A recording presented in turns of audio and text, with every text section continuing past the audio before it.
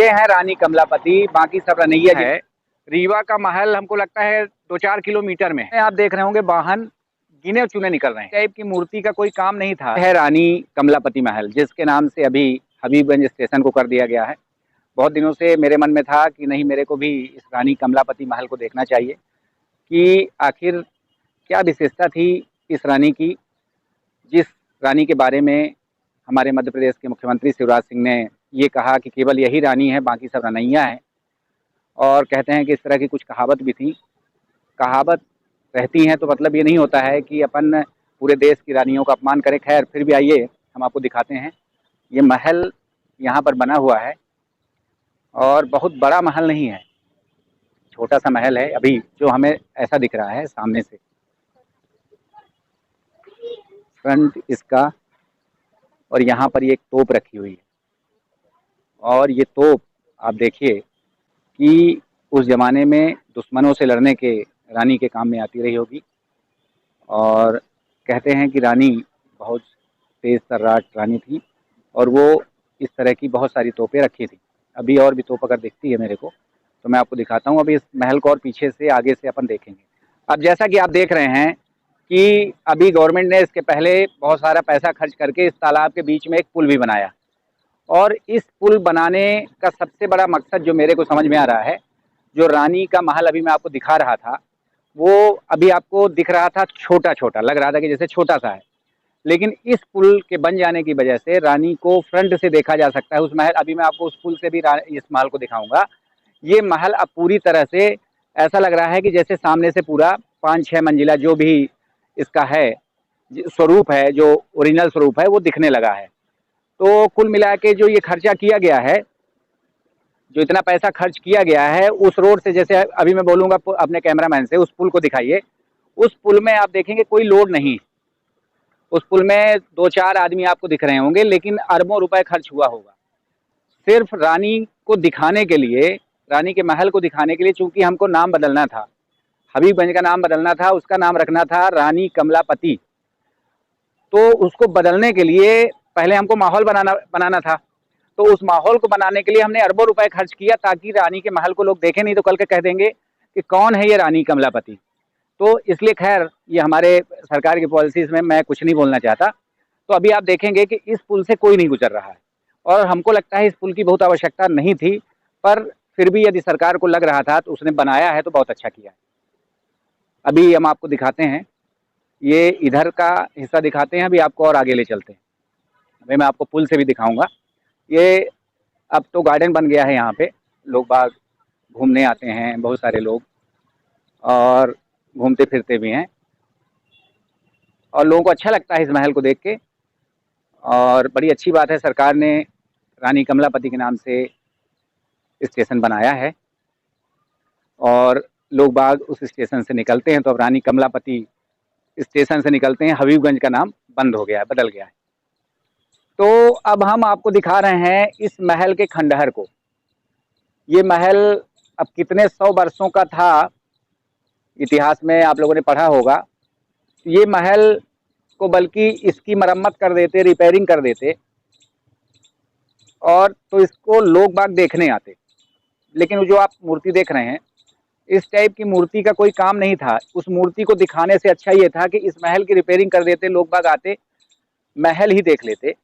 जैसे ग्वालियर का महल देख लेते हैं, आगरे का ताजमहल देख लेते हैं, उसी तरह से रानी कमलापति जी का भी महल देख लेते।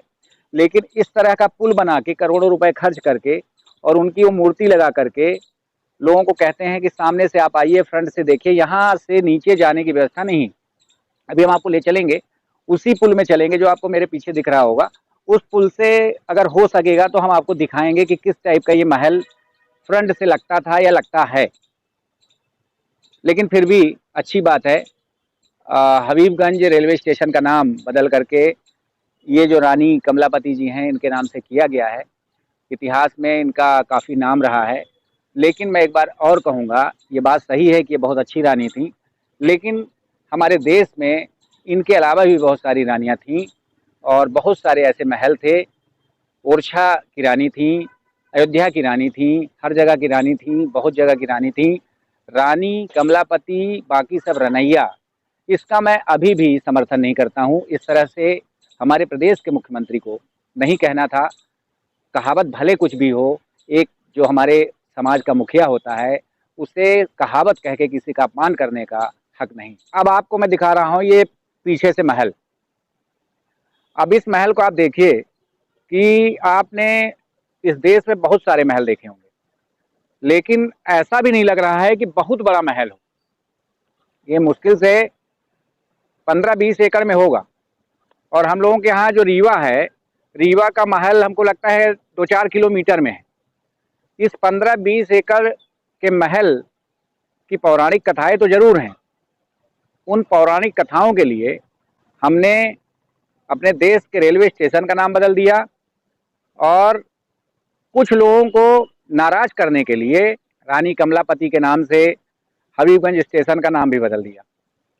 अब आप बताइए कि जो ये पुल बनाई गई है, पुल दिखाइए थोड़ा।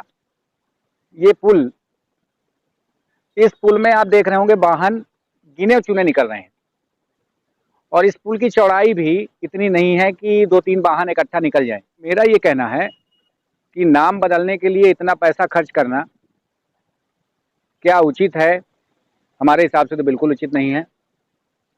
और ये कहना कि रानी केवल कमलापति बाकी सब रनैया, ये तो बिल्कुल उचित नहीं था।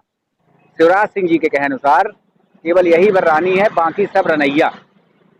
जैसे कहते हैं ना, तालों में नैनीताल बाकी सब तलैया, उसी तरह से ये हैं रानी कमलापति, बाकी सब रनैया।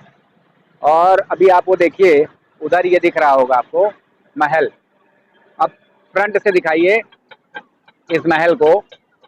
और ये महल में जो सीढ़ियां हैं, पत्थरों की सीढ़ियां आपको दिख रही होंगी। अभी मैंने आपको उधर से दिखाया था सामने से, और ये भी इसका जो है तो पिछवाड़ा है या सामना है, समझ में नहीं आ रहा है। पुरातत्व वालों ने लिखा है, जो मैं भी आपको पढ़ के सुनाता हूँ कि पुरातत्व वालों ने क्या लिखा है रानी के बारे में और किस तरह से रानी के ऊपर आक्रमण हुआ था और किसने यहाँ कब्जा कर लिया था, और रानी का जो इतिहास पुरातत्व वालों ने बताया है वो मैं अभी आपको पढ़ के सुनाता हूँ।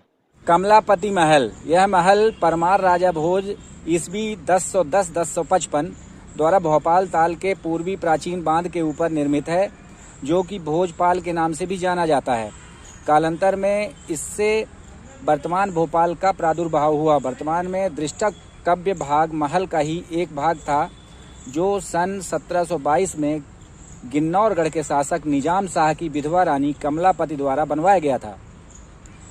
इस स्थान के पश्चिम छोर के समीप स्थित पहाड़ी पर फतेहगढ़ किले के अवशेष हैं, जिसे भोपाल के प्रथम शासक सरदार दोस्त मोहम्मद खान ईस्वी 1708-1726 द्वारा निर्मित कराया गया था, जिन्हें आधुनिक भोपाल की स्थापना का श्रेय जाता है।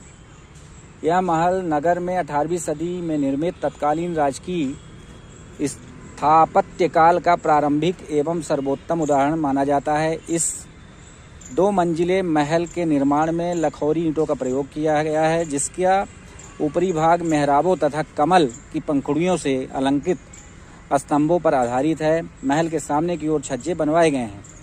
इस महल को पुरातात्विक स्मारक के रूप में भारत सरकार द्वारा 1989 में अभिरक्षित घोषित किया एवं तभी से भारतीय पुरातत्व सर्वेक्षण इसकी देखभाल कर रहा है। और आप देखेंगे कि ये तालाब ही है, तालाब से यहाँ बाउंड्री दिख रही है आपको। और पहले क्या था और अब क्या है ये समझ में नहीं आता है। इसके उस पार बड़ा तालाब है और इस पार हमको लगता है छोटा तालाब है, और ये पुल बना दी गई है। और पुल कोई बहुत चौड़ी नहीं है, मतलब कि ऐसा नहीं है इतना पैसा खर्च करने के बाद कि अगर बनाना ही था तो इतना चौड़ा बना देते कि ट्रक है और बहुत सारे लोग निकल सकते हैं। ऐसा नहीं है, केवल 2 वाहन बड़ी मुश्किल से निकल सकते हैं। थोड़ा सा और ज़्यादा पैसा लगता चाहते तो इसको इतना चौड़ा कर देते कि ट्रैफिक जो उस वाली रोड का है वो डाइवर्ट होकर इधर से भी जाता और जाम न लगता। तो कुल मिला के सरकारें पता नहीं क्या कर रही हैं। हमारा यही कहना है कि जब आप पैसा खर्च करते हैं तो 20 साल, 25 साल, 30 साल, 40 साल के प्लान में करिए। 5 साल और अपने केवल चुनाव के बारे में सोच करके पैसा मत खर्च करिए, ताकि देश का भला हो सके। आज की विशेष खबर यहीं तक। बाकी खबरों के लिए फिर मिलेंगे, तब तक के लिए नमस्कार, प्रणाम।